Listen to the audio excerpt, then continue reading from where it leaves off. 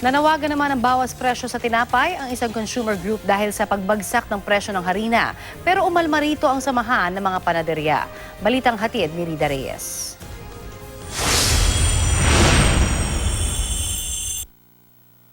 Matagal na raw dapat nagbaba ng presyo ng tinapay ang mga panadero. Ayon sa consumer group na Laban Consumer Incorporated, malaki na raw kasi ang ibinagsak ng bentahan ng harina, mahigit 200 piso sa loob lang ng nakalipas na 4 na buwan.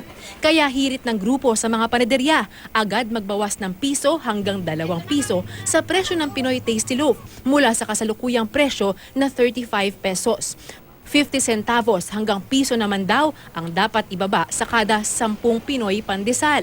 Pangamba ng grupo, baka imbes na ibaba ang presyo ay itaas pa ito ng mga panadero sa harap ng banta ng inflation dulot ng pagsadsad ng halaga ng piso.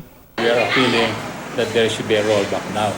Kasi baka pagbalik natin sa January, i-hit tayo ng 50 peso to $1 depreciation. So sabi nga namin, we are prejudiced twice already. We did not enjoy the benefit now, and then we will be fast to pay higher next year. So dapat ibigay na ngayon? Aba, ibigay na ngayon. Panghalili natin yung bread, di ba, sa rice, mas makakabuti yon. Nabawasan nila yung sa 2 piso. Oo, kahit ngayong Christmas o hanggang January man lang, o ano, okay na yon. Bukod sa tinapay, dapat din daw ibaba ang presyo ng pasta at noodles na ginagamitan din ng harina.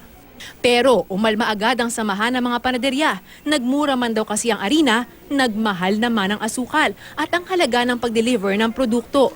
May epekto rin daw ang matamlay na peso-dollar exchange rate. Sabi naman ng Department of Trade and Industry, bagamat bumaba ang presyo ng harina, may ibang factor na dapat isaalang-alang sa presyuhan ng isang produkto. Kaya pupulungin daw ng DTI ang flour manufacturers. Pero ang malinaw sa ngayon, walang dapat maging pagtaas sa presyo ng mga pangunahing bilihin ngayong magpapasko kahit pa sadsad ang piso. Nandiyan na, tapos na eh. Hindi na ito issue na magmamanufacture pa sila ng bago. Kaya yung epekto ng dollar sa peso ay hindi magkakaroon ng malaking impact. Kung magkakaroon man ng increase, madelay pa ng konti. No? Let's say, as they said, it should be coming round about the end of the first quarter of 2017. Which is March. March. Rida Reyes, GMA News.